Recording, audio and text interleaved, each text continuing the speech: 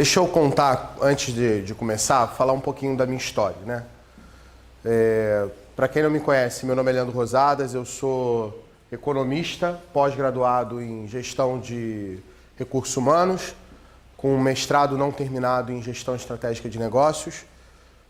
Já fiz, provavelmente eu já perdi essa conta, mas deve ter passado de uns 200 ou 300 cursos de extensão. Tem uns 6, 7 artigos publicados científicos, mas não é disso que eu vim falar para vocês. A ideia aqui é falar um pouquinho sobre a gestão de supermercado e falar um pouquinho da minha história. Então, hoje eu tenho uma empresa de consultoria que trabalha com mais ou menos 40 pessoas, tem 40 consultores. A gente atende o Brasil todo e o que a gente percebeu foi que em alguns momentos, houve algum momento que a chave virou, né? Muitos de vocês que estão hoje na faculdade pensam em ser consultores, pensam em, sei lá, de alguma forma trabalhar dentro desse ramo. E no início, normalmente, é muito difícil. Eu decidi empreender com 21 anos, 20, 22 anos, como consultor, como autônomo. E depois eu abri minha empresa, quebrei no meio do caminho por causa de sócio. E aí isso me fez quebrar, muito bem quebrado, né? Eu fui despejado. Fiquei 2 dias na rua e, cara, história não muito bonita. Mas importante porque isso foi o que criou o cerne para eu chegar onde eu estou hoje, né? Na verdade, o que forma a gente são as dificuldades e não as qualidades. Não as coisas boas e sim as coisas ruins que acontecem. É o que vai formando o cerne da sua personalidade e provavelmente vai formando o cerne do seu sucesso. E aí, depois disso... em 2016, 2015 para 2016, eu fiz um treinamento para um grupo de empresários. Esse grupo de empresários tinha um específico empresário supermercadista e ele, quando terminou o treinamento, que durou 2 semanas, quando terminou tudo, ele falou assim: adorei tudo que você falou, agora eu quero que você implante isso na minha loja. Vai lá conversar comigo, porque eu não vou fazer isso daí que você falou não, mas eu quero que seja feito, então vai lá para você me ajudar a fazer isso. Fui lá, a partir daquele momento começou a abrir muitas portas, eu já tinha atendido mais de 30 supermercados naquela época, mas a coisa não tinha deslanchado. 2015 para 2016 existia uma crise, tinha um monte de negócios fechando, ninguém contratando consultoria porque estava todo mundo duro, e de repente eu percebi que existia um nicho de mercado a ser atuado, a ser entregue, que tinha necessidade de ajuda. E de 2015 para 2016, após a consultoria para esse cara, ele foi o meu primeiro marco, a minha empresa dobrou de tamanho de um ano para o outro. E aí em 2016 eu decidi devolver isso para as pessoas, e aí eu criei um canal no YouTube, seguindo lá a lógica dos caras do YouTube, falei assim, eles falaram assim, vamos fazer um vídeo 365 dias, vídeo na internet. E assim foi feito. Eu entrei no desafio de 365 dias, gravei todo dia. Quando chegou no vídeo 200 eu quis desistir, porque tinha 10 visualizações nos meus vídeos. E aí eu falei assim, que propósito é esse que nem para as pessoas verem, eles estão vendo? E 200 vídeos é vídeo pra caramba, eu gravava todo dia, né? Não tinha Natal, não tinha Ano Novo, não tinha Páscoa, não tinha data festiva, você tinha que gravar todos os dias. E aí, o que ocorreu? No meio do caminho eu perdi o desafio, eu parei de gravar. E quando chegou próximo da data de corte do desafio, eu falei assim, cara, eu vou entregar tudo. E aí, faltando 3 dias, já era uma sexta-feira, e o desafio acabava na segunda-feira, eu ainda faltava gravar, se eu não me engano, 73 vídeos. E aí eu gravei 73 vídeos em 3 dias, né? Aí que o negócio não andou. E na segunda-feira era um dia dia do comércio, né? Aí os supermercados fecham, normalmente faz festa nesse dia. E aí eu fui pra festa e gravei na festa. Eu cheguei na festa e falei assim, cara, ainda tá faltando 20 vídeos, eu preciso entregar. Aí eu falo assim, fala alguma coisa que pra você é complicado. Ele falou assim, eu tenho um problema com o funcionário. Beleza, aí parava o vídeo, vou gravar um vídeo sobre isso. Porque não tinha mais assunto, né? Acabou a criatividade com 70 vídeos em 3 dias. E no final das contas a gente descobriu que o problema foi upar, então a gente passou de meia-noite, mas upou todos os vídeos, eu terminei o desafio. Foi extremamente gratificante ter concluído aquilo. Depois daquilo eu não queria mais saber de gravar todo dia. E aí eu passei a fazer 2 vídeos por semana, porque o pessoal ainda continuou pedindo. Eu falei, vou parar, Então, obrigado, fim do desafio, o que eu me comprometi estou entregando. E não esquece YouTube, não quero saber mais desse trem não, porque é trabalho demais, retorno de menos. Na época eu já estava pagando editor, já estava pagando gente para editar vídeo e zero de retorno, só gastava. Mas o que aconteceu foi que 2016 para 2017, quando eu olhei o resultado, a minha empresa dobrou de novo. Eu falei assim, não existe taxa de retorno, nem taxa de crescimento nessa velocidade. Falei, cara, a internet pode ser que seja o futuro, e eu comecei a investir mais tempo nela. E aí continuei gravando vídeo de 2016 para 2017, 2017 para 2018, e aí minha empresa continuou dobrando de um ano para o outro. E aí em 2018 eu decidi que ia fazer esse negócio ir para frente, ia querer impactar mais pessoas e ia fazer minha mensagem ir para o Brasil todo. E aí em 2018 eu lanço meu primeiro treinamento, chamado Layout Inteligente, que eu acho que foi o primeiro, que eu ensinava supermercadista a arrumar a loja. Aí de 2016 para lá eu decidi que eu ia me tornar especializado em supermercado. Então antes eu contratava um monte de engenheiro de produção para trabalhar comigo. Hoje eu contrato gente de dentro de loja, alguns não são nem, tem nem faculdade, e eles entregam mais do que o cara formado. Mas mesmo assim eu tenho ainda um monte de gente formada, um monte de engenheiro, porque quando a gente fala de fazer modelagem matemática, não dá para eu fazer com um cara que não tem um pouco mais de estudo. Então, hoje a gente tem trabalho que acaba sendo entendido por essas duas vertentes, mas eu entendi que é muito mais valoroso você se especializar e nichar. Então, quando você faz muita coisa muito generalista, você tende a não conseguir entregar o que você quer. Quando você faz o negócio mais direcionado, mais nichado, o resultado vem mais rápido. E isso, eu vou explicar, funciona também para a questão dos supermercados. E eu só queria contar um pouco da minha história para vocês saberem exatamente com quem vocês estão falando. Não é um cara que simplesmente se pegou aqui e brotou aqui, né? A gente teve toda uma jornada até chegar até aqui. Hoje o meu canal tem mais de 1 milhão de visualizações. Tenho um Instagram lá com mais de 10 mil pessoas lá, mais de 10 mil seguidores. Sou uma das maiores autoridades do supermercado do país por causa da internet. Então, se você procurar sobre supermercado, você vai achar o Whindersson Nunes e alguns outros youtubers que falaram sacanagem dentro do supermercado e vai me achar. Então, isso acaba sendo gratificante e é um segmento que as pessoas ainda não entenderam, não pegaram, não foram, mas a internet é o poder e é o futuro de tudo. Tudo vai para a internet, inclusive os próprios supermercados. Para você ter uma noção, o Pão de Açúcar está, se eu não me engano, no final do mês passado, ele acabou com os encartes físicos dele e só está usando o digital, ou seja, eles têm tem acho que 20 milhões de pessoas, 10 milhões de pessoas no aplicativo dele, e ele decidiu não mais fazer jornal impresso, o que dá uma economia de escala para ele absurda, e ele hoje só está usando a internet. Então, como ele, outros mercados vão migrar para a mesma onda, e a internet vai passar a ser o futuro, provavelmente, até das propagandas e de tudo. E a internet chega num nível absurdo, porque hoje, eu estava até assistindo um vídeo sobre Big Data, e hoje se você fala do lado do seu celular, você não precisa acessar, né? Eu paro do lado do meu celular e falo sobre o próximo palestrante, o nome dele, a partir daquele momento, se eu acessar o YouTube, ele vai me oferecer o vídeo dele. É absurdo. Você não precisa mais digitar. Se você falar próximo de um celular, parece que eles estão te escutando. Parece não, né? Estão. E aí, naquele momento, a internet, através de anúncios, dos algoritmos dele, eles começam a te oferecer conteúdo, começam a te oferecer ofertas em cima daquilo que você falou. E a gente estava conversando isso ontem, porque a gente investiu uma baba em internet nos últimos meses, e o meu stalker, o meu cara que me segue aqui para filmar tudo que eu faço, a família dele, que nunca me viu, nunca me segue, estava sendo impactado pela minha propaganda, porque, de alguma maneira, ele comentou. Ele comentou no celular, eles estavam perto, falou que estava trabalhando com fulano e ponto. A partir disso, o cara começou a ser impactado pela minha propaganda.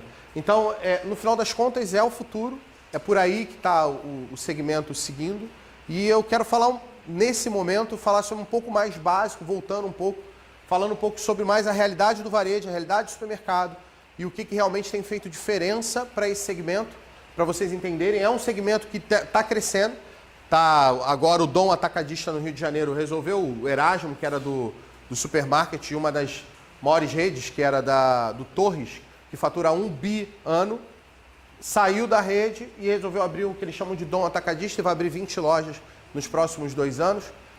Então existe uma movimentação no varejo absurda, existe uma oportunidade no varejo absurda e normalmente o varejo em si não é profissionalizado. Então, para quem está na universidade, pensar em se especializar na área de varejo pode ser que seja um futuro muito promissor, porque como não tem profissional, o valor do profissional acaba sendo muito mais alto. Muitos de vocês vão sair da faculdade para se tornar analista, para ganhar 2, 3 mil, enquanto se você for para dentro de uma loja, trabalhar lá uns 5 anos com um pouco mais de cultura, um pouco mais de estudo, pode ser que você vire um gerente e ganhar 8, 10, 12, 15, 20 mil reais. Então o segmento de varejo paga bem para quem entrega bem. Então pode ser que seja uma boa oportunidade para vocês. E aí, o fato é, no varejo, basicamente, tudo está ligado a 3 pontos, né? Gente, processo e algumas vezes produto. O Carlos Lemon, o cara do sócio, não sei se já viram esse seriado, ele fala muito que tudo é 3P, né? Pessoa, produto, processo. Em supermercado, 2 P's são mais aplicados, mas o terceiro P é importante, que é a questão de produto, sortimento e tudo mais. Então, tudo é gente e processo.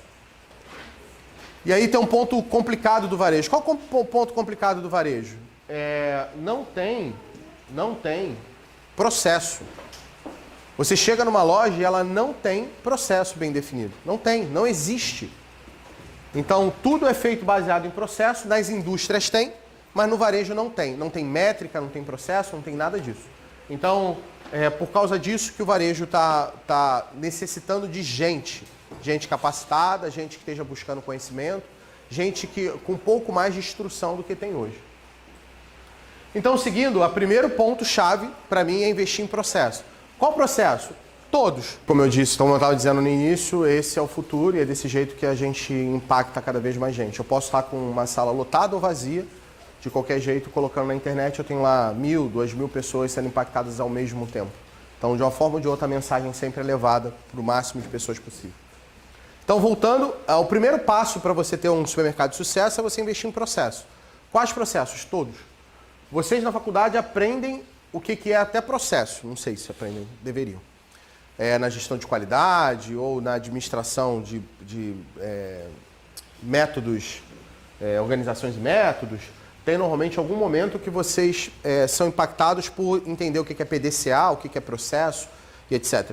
Que foi trazido de forma muito veemente por um consultor chamado Vicente Falcone, que é uma das maiores autoridades do Brasil, uma das maiores do mundo, inclusive, em relação a isso. Só que essa galera, esse pessoal, acaba atendendo empresas que estão lá entre as que mais faturam do ano, que estão entre as empresas listadas na Bolsa e não atende o pequeno varejo. E o pequeno varejo tem o mesmo problema que os grandes. Então, na maior parte das vezes, se tem problema por falta de processo. Não tem processo. De nada. Então, você chega no mercadinho e, entendam, um mercadinho pequenininho de bairro com 100 metros quadrados fatura 300, 400 mil reais. Uma lojinha de bairro de 300 metros quadrados chega a faturar no Rio mais de R$1 milhão, deixando mais de 60 mil líquido no bolso de quem está sendo dono daquele negócio. Então, muitas vezes você olha o mercadinho, não dá nada por ele está botando muito mais dinheiro no bolso que você que está fazendo graduação, pós-graduação, mestrado, doutorado. Ah, Leandro, então a ideia é empreender? Se você acha que esse é teu negócio, sim. Mas o que eu estou dizendo para vocês é que vocês não têm noção do que acontece por trás dos bastidores. Então, você olha um supermercado lá parado, você não entende que existe todo um processo para aquela máquina poder rodar. Desde comprar, o produto chegar, alguém conferir, aquele produto ser abastecido na prateleira. Só para vocês terem uma noção, se vocês hoje forem dentro de um supermercado, seja ele qual for, ele normalmente está perdendo 10% de venda por erro, por falta de produto, por erro que a gente chama de ruptura. Então você vai lá dentro e está faltando produto, que é uma coisa muito comum, mais comum até do que vocês possam imaginar. Vocês têm lá o encarte, vão lá no encarte e de repente o produto não tem na gôndola, não tem dentro da loja. Ou você vai procurar um produto que você comprou hoje, no dia seguinte, quando você vai lá, o produto não tem na prateleira. Isso representa quase 10% de perda de faturamento de uma loja. Só que as pessoas não têm essa noção. Quando você começa a fazer análise de dados, analisar os números, verificar as coisas, você começa a ver que, por exemplo, vocês hoje, que são pessoas um pouco mais instruídas, conseguiriam trazer muito resultado e seriam vistos de forma muito mais importante do que vocês irem para um mercado onde está completamente saturado. Por exemplo, a indústria. A indústria tem profissionais fabulosos, espetacular. O varejo já sente um pouco de falta de gente capacitada, gente pronta, gente boa. Boa parte das lojas são gerenciadas por pessoas que nem nível superior têm. Boa parte das lojas tem os seus diretores que nem nível superior têm. E aí, por causa disso, eles têm alguma limitação. Eu não considero que necessariamente só a instrução formal é o que vai formar um profissional. Porque eu conheço o cara com 5ª série primária que hoje tem um patrimônio de 300 milhões de reais e é dono de supermercado. Então, não necessariamente é a instrução que vai fazer, e sim a tua capacidade de pegar aquilo que você aprendeu e botar em prática. Esse cara que tem a 5ª série primária, se você conversar com ele, você vai achar que ele é pós-doutorado em supermercado. Mas você não, porque ele sabe muito sobre o assunto. Porque ele se direcionou, nichou e decidiu estudar e se desenvolver naquilo que ele estava trabalhando.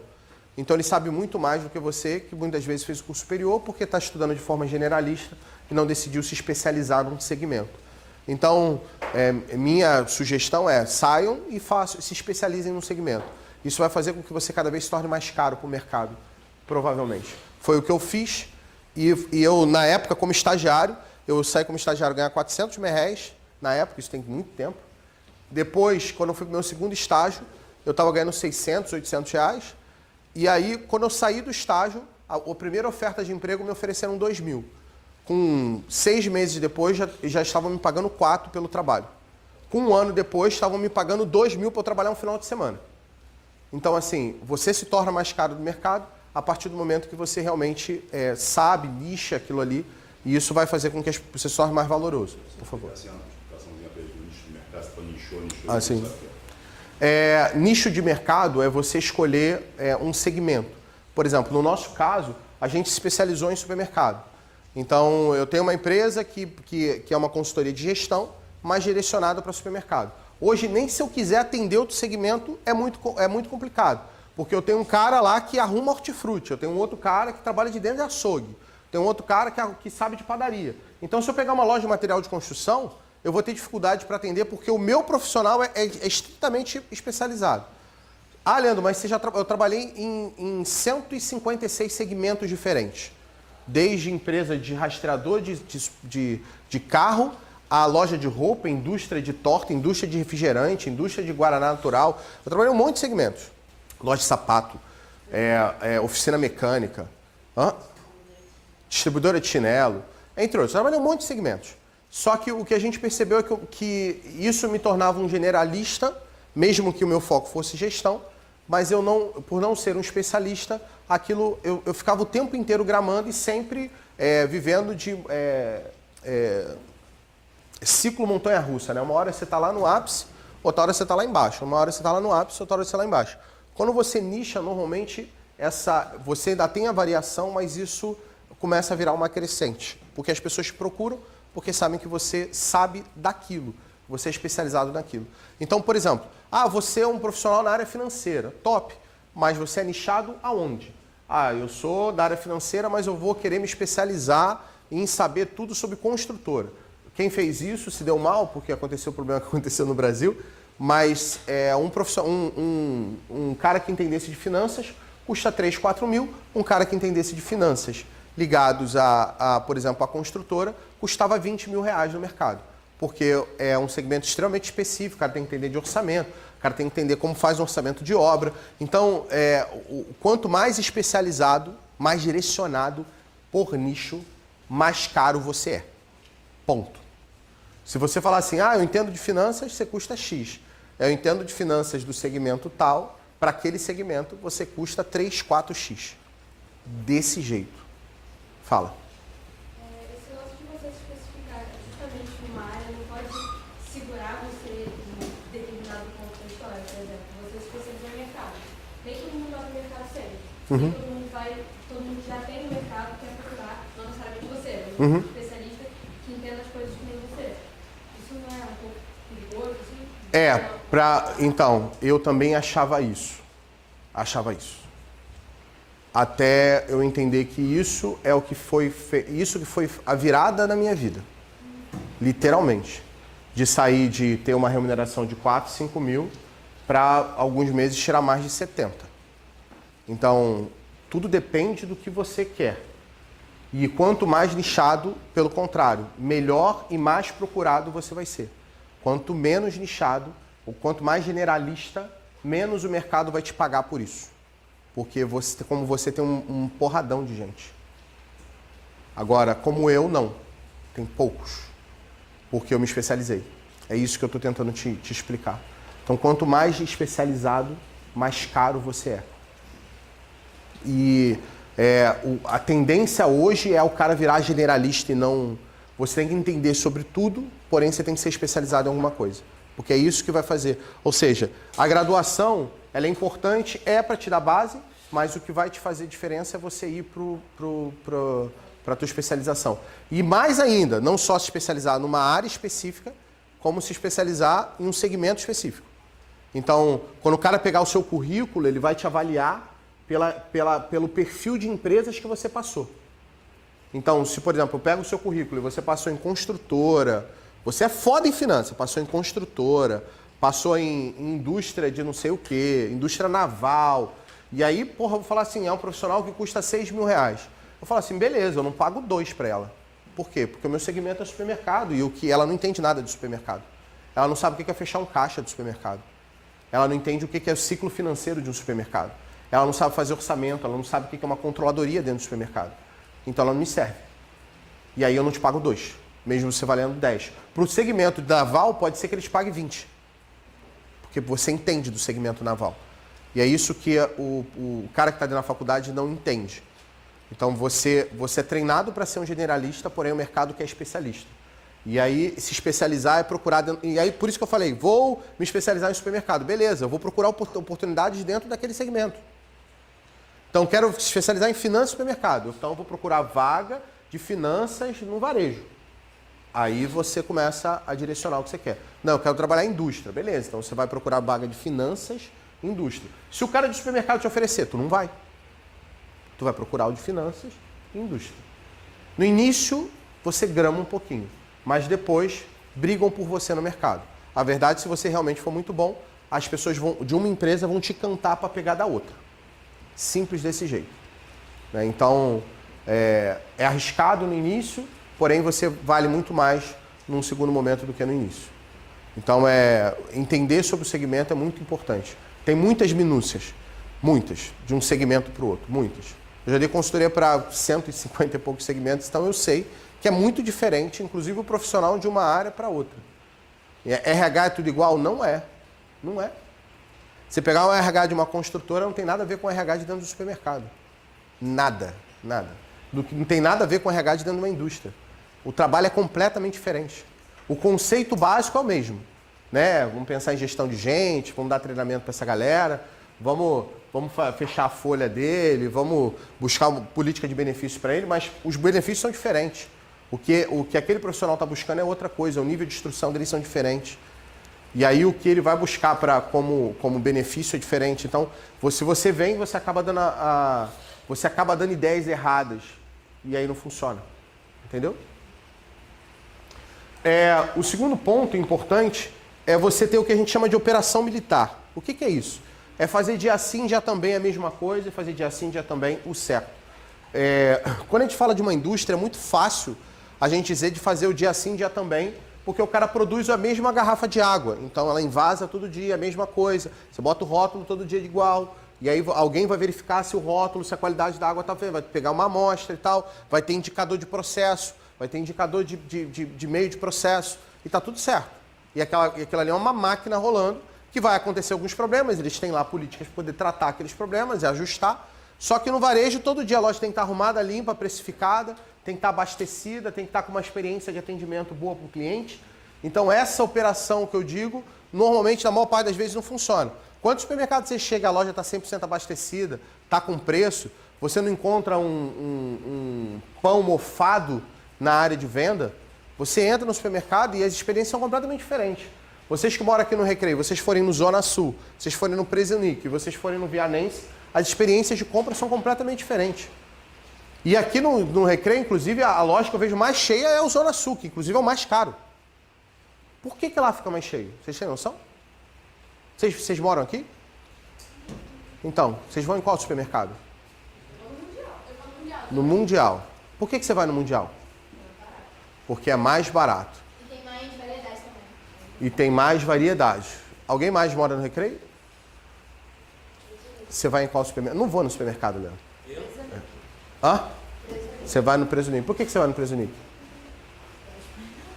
Porque é melhor. Só uma pergunta, vocês moram perto do Mundial? Não, eu moro mais perto do Pão de Açúcar. Ok, você mora perto do Presunic? Mas mais perto do Presunic do que de outro no mercado? Ok. Você ia falar? Não, mas você vai ao supermercado, qual que você vai? Ah, tá. A minha mãe vai mais no Vianense, porque tem mais promoção decente de carne e tal. Vai no Vianense porque tem mais promoção de carnes e tal. Ok. Fala. Falar um pouco do Mundial, porque a adega de lá eu acho melhor. Tem isso, um preço É mais muito bom. espaçoso, não sei. É mais espaçoso, a adega de lá é melhor. Então, a decisão de aonde você vai está diretamente ligado a aspectos de compra. Então, é maior, tem mais produto, você tem a percepção que é mais barato, não necessariamente, mas a tua percepção é que é mais barato, porque os produtos que o consumidor percebe como itens que são que eles têm percepção de preço, ou seja, que ele tem maior elasticidade de preço, quanto maior a variação naquele produto, mais você vai ou não na loja. Então, se eu chegar lá e botar um leite hoje, que está a 2 e porrada, você não encontra leite barato, e botar um leite a 1,79, um LG, você vai correr para o supermercado que tiver esse leite a 1,79. Porque todo mundo é bezerro desmamado e leite 1,79 não tem no mercado. Fala. Eu não sei se tem a ver, se cabe bem agora, mas a minha mãe, ela mora na ilha, onde ele mora. E a gente lá tem mercado. Mas a minha mãe sai de lá, ela faz compras da semana, ela tá faltando, ela sai de lá e vem aqui no Mundial para comprar. Eu acho que o Mundial é um bom contrato porque só aceita 10, deve ser isso. Assim, o estudo de caso do Mundial, para quem já viu, na ESPM tem inclusive o estudo de caso dele para poder baixar. A estratégia dele foi não aceitar cartão de crédito e por causa disso eu tenho um ganho ali de, sei lá, 1%, 2% financeiramente e por causa disso eu posso vender mais barato porque eu não tenho essa opção de pagamento para o meu consumidor final. Então a eficiência faz com que venda mais barato. O Walmart nos Estados Unidos é considerado o mercado, aqui no Rio, no Brasil não é, mas lá nos Estados Unidos ele é o mercado mais barato, primeiro porque ele tem mais volume, e segundo, porque, além de tudo, ele conseguiu trazer indicadores mais eficientes. Então, lá nos Estados Unidos, a média da mão de obra é 10% da venda da loja e o Walmart tem 8%. Então, ele é 2%, ele tem 2% a menos de despesa no custo de pessoal, que, se vocês não sabem, é 50% do custo de um mercado é gente. E aí ele conseguiu ter 2% de eficiência naquilo, então ele pode, em vez dele simplesmente ter ganho de lucro incremental, o que ele faz eu vou pegar esses 2% e vou transferir para o cliente final. Então eu posso vender qualquer coisa 2% mais barato. E aí ele se tornou mais barato por causa disso. O Mundial segue a mesma lógica. Então ele considera que consegue vender um pouco mais barato porque ele não tem a opção de pagamento em crédito. Fala.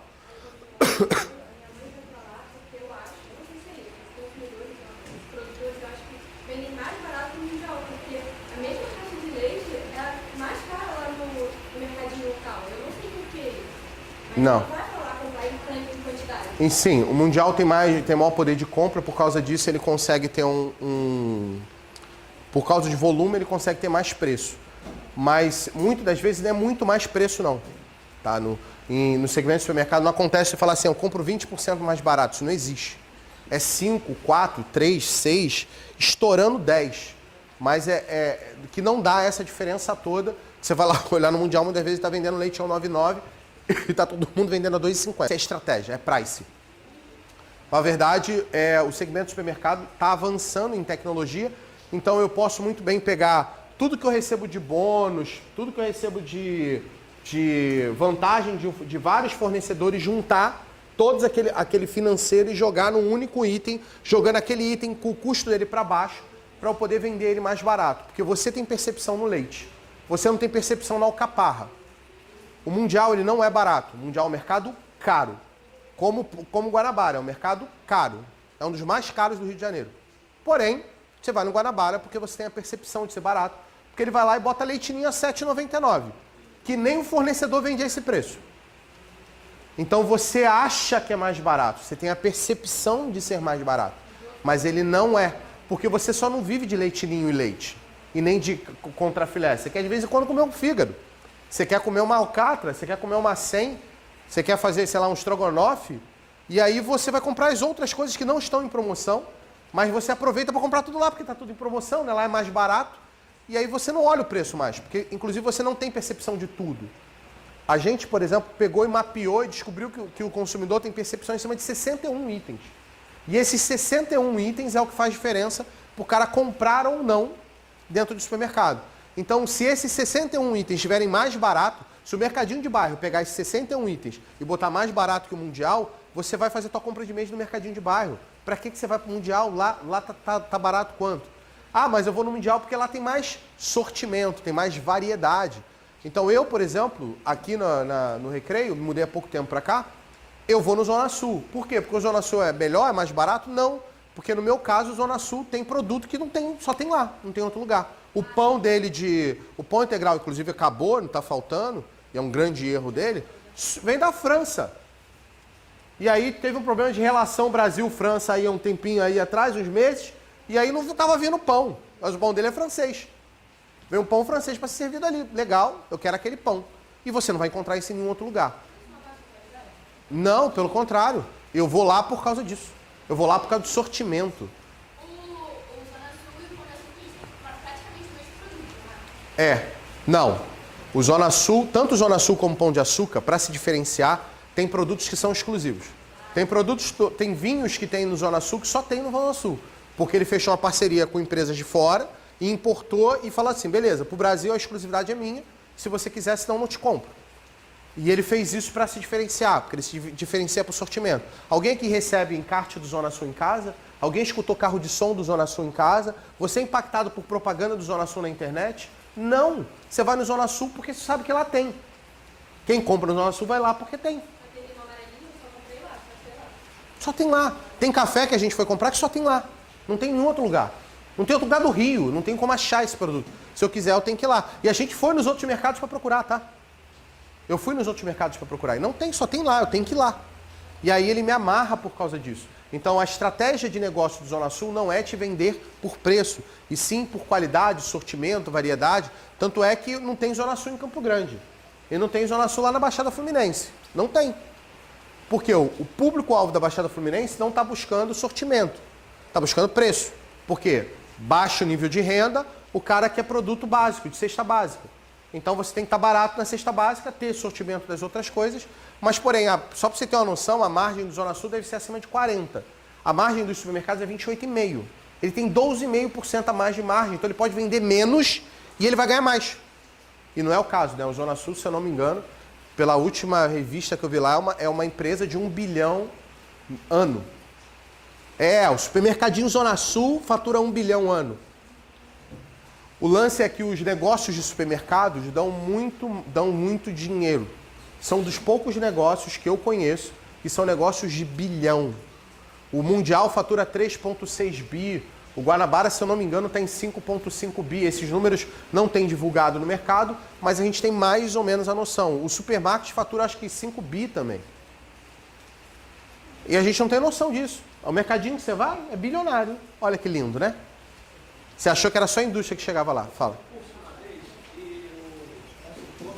Ele disse que a média de lucratividade do mercado era de 1%. Eu não sei se isso é correto. A média de lucratividade. Quanto maior você é, menos lucro percentual você tem, porém mais lucro em dinheiro você tem, porque o volume financeiro é mais alto. Mas a média de supermercado é 2, 3. 1 é o cara já tá muito mal. É 2, 3% que sobra no final. Então o cara gira 1 bi para sobrar 2, 3% no final. Porém, quanto menor, o mercadinho de bairro que fatura 100 mil dá 12, 13, 15% de lucro. Ele é mais enxuto. Ele tem uma operação muito mais enxuta. Quanto maior você é, você tem que ter o controle, aí tem que ter o cara para ver se aquilo ali está certo, tem que ver se um cara para ver se o cara que está vendo está certo. E aí, quanto maior você é, maior a tua estrutura, e aí menor é o teu lucro lá no final. E muitas das vezes o cara é taxado por margem, porque quanto maior você é, entenda que você pegar e virar um transatlântico, fazer uma volta de 360 graus, o negócio, dependendo, vai levar um dia. Se você tiver com uma lancha, você vira em um minuto, você faz assim, a lancha vira. Então, quanto menor você é, mais fácil é de você reagir. Quanto maior você é, mais difícil é de você se mexer. Então, o supermercado grande, até para disputar preço é complicado, porque a estratégia vem para 20, não vem para 1. Então, você localmente consegue vencer um supermercado como Guanabara, por exemplo. Você não vai vender mais que ele, mas você vai vender tanto quanto e vai vender bem também. Fala.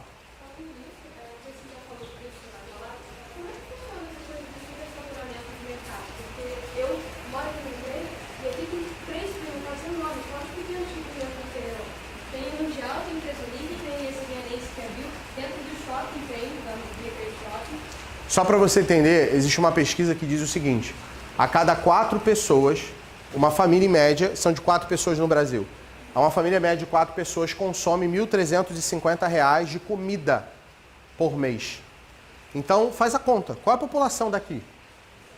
Divide por 4, multiplica por 1.350 e você vai ver quanto dinheiro tem de comida.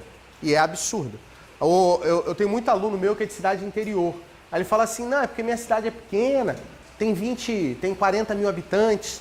Aí eu falei, legal, você tem aí 13 milhões e 500 mil reais de faturamento mensal. Quanto é que você está falando? 200 mil. Eu falei, dá para crescer? Ele falou, dá. Mas cadê esse dinheiro? Eu falei, está sendo distribuído por um monte de pequenas lojas e muita gente, no caso do interior, vai a outras cidades fazer compra, buscando comodidade, sortimento, ou mercado maior, que tenha mais variedade. Então, as pessoas não conseguem entender esse tipo de coisa. Quando a ficha cai, por exemplo, tem uma aluna nossa que é de Novo Horizonte do Sul, no Mato Grosso do Sul. É no interior do interior, longe pra caramba. E ela, muita gente, o local onde ela tá fatura 2 milhões de reais que ela conseguiria de comida. Uma loja dela fatura 200, a outra loja dela fatura 600. Ela falou, dá para crescer? Eu falei, dá. E aí o que ela descobriu é que boa parte da população sai e vai para a cidade vizinha fazer compra. Não compra ali. E aí o desafio dela é trazer as pessoas para ficar na cidade. Então o que ela faz? Ela vai na cidade vizinha, pega a lista desses itens que tem percepção de preço, bota mais barato que o cara. Quando o cara vai lá e volta, ele fala assim, caramba, aqui tá tão barato quanto lá. Não vale mais a pena eu ir lá. Aí o cara começa a consumir aqui. Então tudo depende da estratégia que você está usando para você conseguir chegar no resultado. Ok? O terceiro ponto para você ter uma gestão de supermercado eficiente é a gente falar sobre o que a gente chama de prevenção de perdas. Então, o que a gente faz na prevenção de perdas? Prevenção de perdas é uma outra área que não tem profissional. O cara de prevenção é o cara que audita. Dentro de uma indústria, ele é o gestor de qualidade. Da indústria existe um cara que é gestor de qualidade, que audita processo, verifica se os processos internos estão rodando e tal. No supermercado a gente chama esse pessoal de prevenção de perdas, que no início foi criado para evitar roubo. Só que roubo de cliente é só 15% de tudo que some de mercadoria dentro do supermercado. Os outros está em funcionário, está em produto que nem entrou porque ninguém verificou, está em produto que está saindo no caixa de forma errada, com fraude.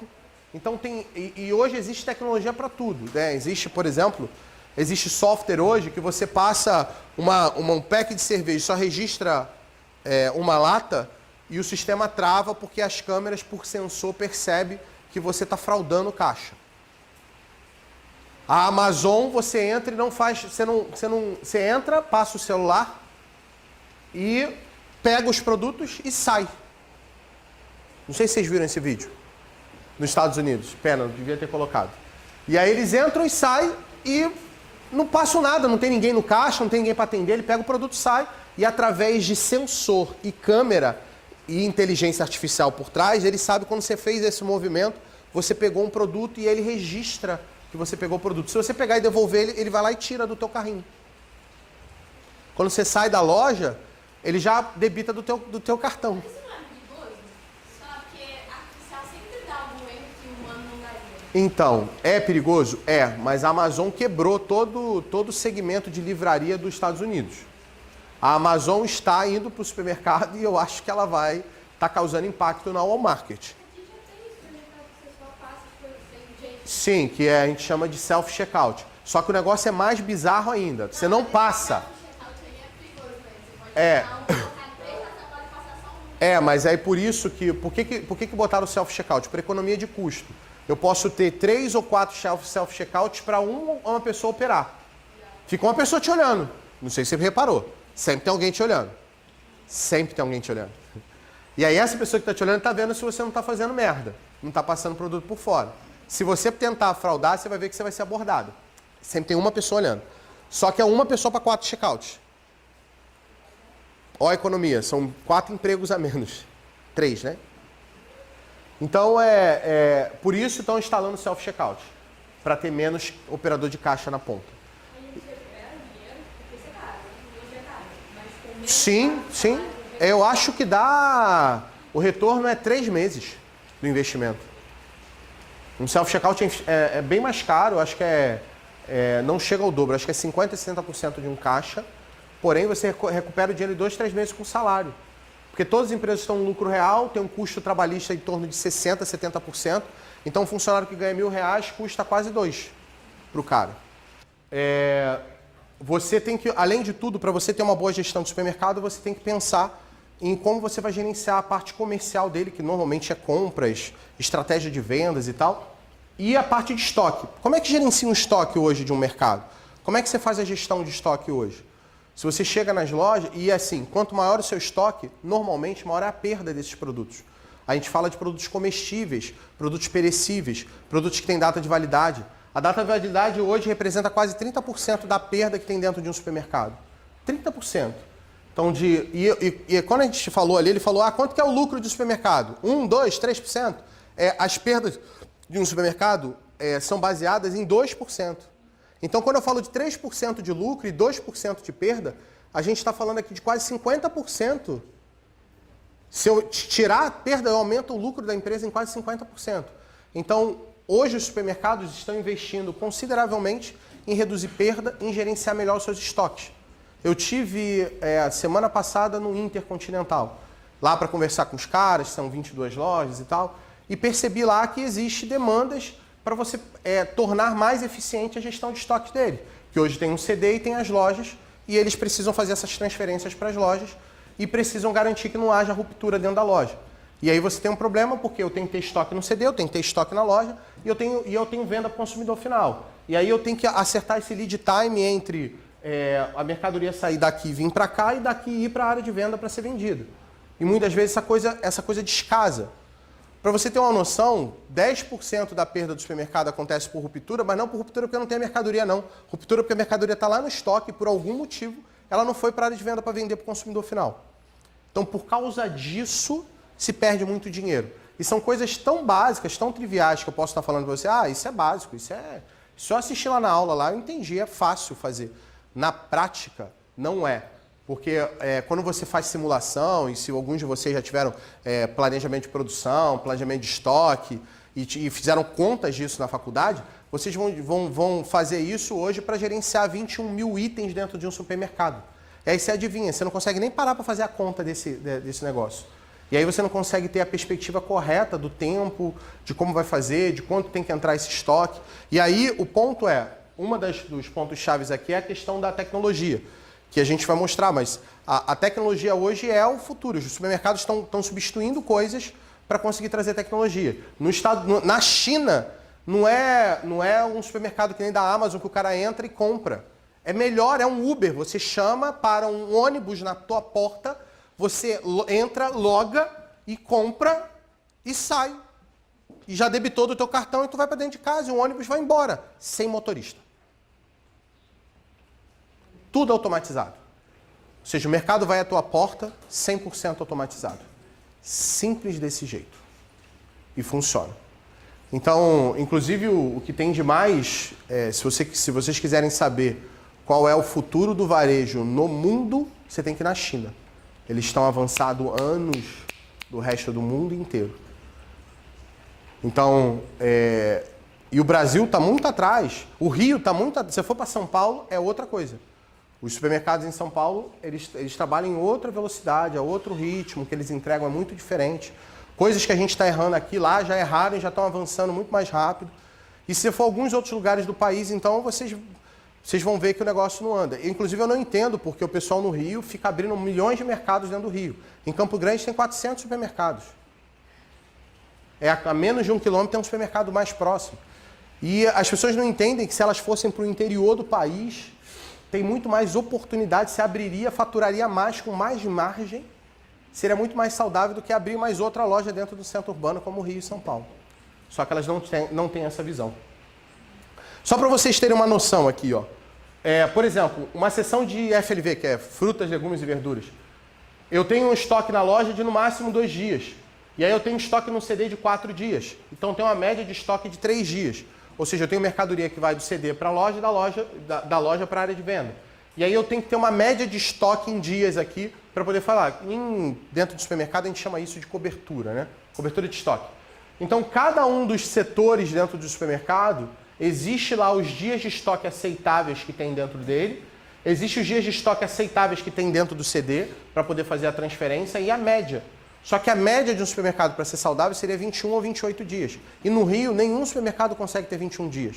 O Walmart tinha outra coisa que ele fez, que se tornou ele um dos supermercados mais eficientes dos Estados Unidos, foi que eles criaram um ponto que na hora que eu tirava a mercadoria na gôndola e passava no checkout, a minha indústria sabia que eu tinha menos uma unidade lá.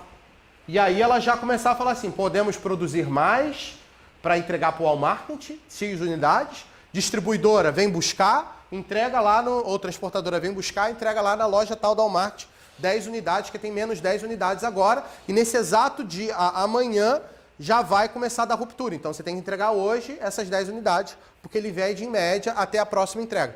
Isso fez ter uma economia de escala da indústria, absurda, e ter uma economia de escala do próprio mercado. A indústria começa a ser mais eficiente, porque ela só vai produzir o que vende, ela não tem perda.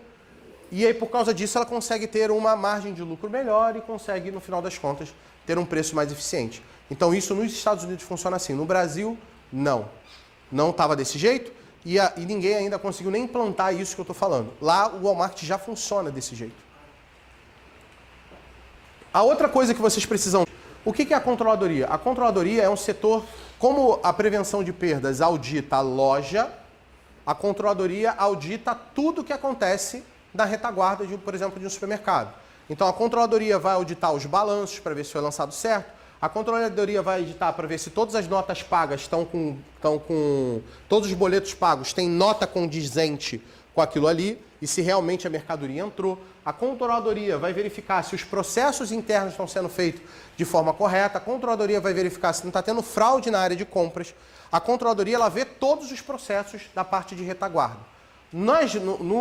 Quando a gente fala de controladoria dentro de outros segmentos, a gente fala de um setor que vai cuidar de orçamento e vai auditar a parte financeira. Então, normalmente, a controladoria está mais ligada ali à contabilidade e à auditoria, porque a contabilidade, depois que você registrou tudo que acontece na tua área financeira, o final é a contabilidade fazer e registrar isso lá e fazer DRE, balanço, tudo mais. Então, no final das contas, a controladoria serve também para criar os orçamentos. E aí, orçamento, se você chegar em supermercado, não existe um que tenha. Não existe. Então, os orçamentos são ligados à parte controlada. O que é orçamento? É você ter a perspectiva de um ano. É você não ficar olhando só o que aconteceu esse mês, ou o que está acontecendo esse mês, e sim conseguir olhar o negócio para o universo de 1, 2, 3 anos, porque aí você tem perspectiva de investimento. Quanto que eu posso investir? Posso investir X mil reais, porque vai ter tanto de caixa e eu vou poder fazer tal coisa. Quanto o máximo que eu posso ter de despesa de tal coisa? É tal, e aí você cria meta para redução de despesa e tudo mais. Então, a controladoria acaba trabalhando nesse setor e ela, para mim, é uma das peças mais importantes dentro da gestão. Todos os indicadores do supermercado saem de dentro da controladoria, então ela acaba sendo uma área de perspectiva importante dentro do setor do varejo e principalmente dentro do supermercado. E aí eu tenho o 6º ponto, que é o mais complicado, que é a cultura. A cultura e as pessoas. A boa parte dos supermercados não tem código de cultura, eu não sei nem se vocês sabem o que é isso.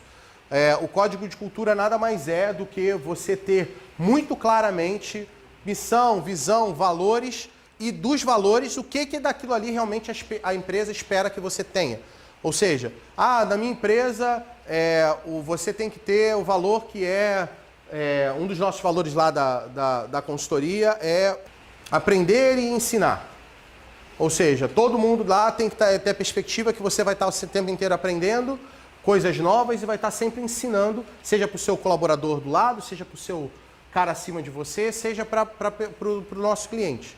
Então isso para a gente é um dos valores. Aí eu tenho que, nesse código de cultura, detalhar o que é sim, o que é não, o que pode, o que não pode dentro daquele valor. Para ficar claro para o cara. Eu falo assim, um dos nossos valores é a honestidade. Mas o que é honestidade? Honestidade é não roubar. Mas se você mentir, você também está sendo desonesto. Então, mentira para a gente é honestidade. Então, você tem que dizer o que é honestidade para aquela empresa. A gente costuma dizer que a cultura da empresa é como se fosse uma casa. Você imagina na tua casa, o teu pai, tua mãe, ou seja lá quem te crie, te treina com uma cultura. Então ele fala assim, não faz isso que você não pode roubar, não faz isso que você não pode fazer tal coisa. Seja educado com os mais velhos, faça não sei o que lá. Então, quando ele está fazendo isso, ele está introduzindo na tua mente uma cultura, que é o que você vai levar, o que a gente chama de caráter, que você vai levar daqui para o resto da tua vida. Então, as empresas também têm que ter isso. Quando você não define essa cultura, o caráter vai ser o que as pessoas acharem que é. E aí pode ser um monte de besteira. Então, o ideal é que as empresas definam isso. Tem uma cultura muito bem delineada. Isso aqui, o que é importante para você crescer na empresa é isso. O que você precisa saber que a tua empresa para poder funcionar é isso. Para você poder, a gente considerar você um bom profissional, você tem que fazer essas coisas, tem que ter essas características. E aí a pessoa trabalha para desenvolver esses pontos que elas não têm. Isso parece muito, mas muito simples. Mas não é. Isso é o ponto mais complicado. Diz o Falcone que da data zero que você decide desenvolver uma equipe e formar uma cultura, leva 7 anos para você montar uma cultura. 7 anos. Então, para você entender que não faz do dia para a noite, para aquilo ser uma cultura de verdade. Eu não sei se vocês já viram, eu li um livro chamado Sonho Grande, e aí eu conversei, na época era uma gerentona lá de RH da Ambev, que é minha amiga, eu conversei com ela e falei assim, cara, mas lá na Ambev é aquilo mesmo que está escrito no livro? É todo mundo focado em resultado, é porrada em cima, nego trabalhando mais do que deve porque quer entregar e tal. Ela falou, Leandro, a gente nem pensa sobre isso, é daquele jeito mesmo. A gente não pensa sobre essas coisas, funciona e ponto. Lá o pessoal focado em resultado, tem que reduzir custo, não sei o quê. E isso já está tão enraizado na nossa cultura que quem entra se adapta ao que está ali. Se o cara não se adaptar, ele mete pé. Tanto é que a Ambev tem um turnover alto, não é baixo. Porque muita gente não aguenta trabalhar lá dentro. Porque a cultura vai... Ou você se apaixona, ou você vai acabar sendo expulso daquela empresa quando a cultura dela é muito forte. Então, o problema, principalmente no varejo dos supermercados, é que não tem essa cultura. Na verdade, não tem investimento em pessoas. A média de treinamento, que média de treinamento que um mercado deveria ter para conseguir chegar lá, era ter 100 horas de treinamento por ano. No supermercado, você não treina 8 por ano. Então, não tem treinamento. Porque o trabalho é tão do dia a dia que isso acaba não acontecendo. E aí, uma das formas que a gente tem para poder fazer isso é através do programa de incentivo. Então, dentro do supermercado existe N coisas, desde redução de custo, atingimento de meta de crescimento, que você pode criar uma prática de poder entregar resultado, ter uma participação, um programa de PPR, Programa de Participação de Resultados. Hoje mais fácil ainda por causa da lei trabalhista nova, mas antes tinha que aprovar isso em sindicato, agora você pode, com as assinaturas dos funcionários, poder ter um PPR já aprovado. Então, dessa maneira aqui é uma forma de você poder estabelecer cultura. As pessoas funcionam baseado em recompensa. Então, se você estabelece recompensa, normalmente você ajuda a criar cultura. Não adianta nada você traçar meta se o cara bate a meta e não acontece nada. E aí dificilmente você vai chegar no resultado que você precisa. E por último, invista em tecnologia. Então, os supermercados hoje estão focados nisso. É aplicativo, é análise de dados. A TOTUS, inclusive, está completamente direcionada para isso. Ela tem softwares que dão prejuízo para ela, mas ela só tem porque ele está coletando dado de vocês, coletando o histórico de consumo, coletando o preço de venda nos lugares, exatamente para poder direcionar melhor um produto ou fazer uma venda de forma mais assertiva.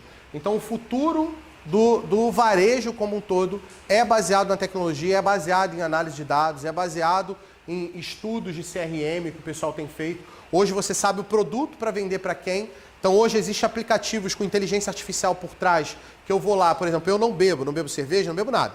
Então o aplicativo, se tiver uma promoção de cerveja, ele não me oferece, mas se tiver uma promoção de suco de uva, porque eu bebo, ele vai me oferecer.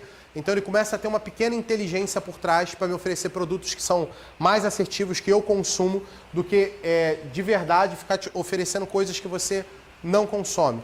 Então, cada vez mais essa inteligência tá sendo criada, existem startups que estão funcionando baseadas e única e exclusivamente nisso para entregar para o varejo.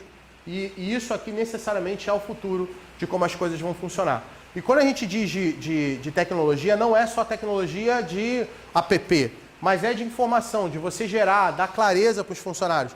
Ter informação, ter quadro de gestão à vista dentro das lojas, que é uma forma de você poder entregar e as pessoas saberem por que elas estão trabalhando, qual resultado estão entregando. Porque muitas vezes você cobra as pessoas, mas na maior parte das vezes as pessoas nem sabem que estão fazendo errado, porque não passam, aquilo ali não é claro. A falta de clareza faz com que o resultado seja pior. Então é isso, obrigado e até a próxima. Valeu, gente.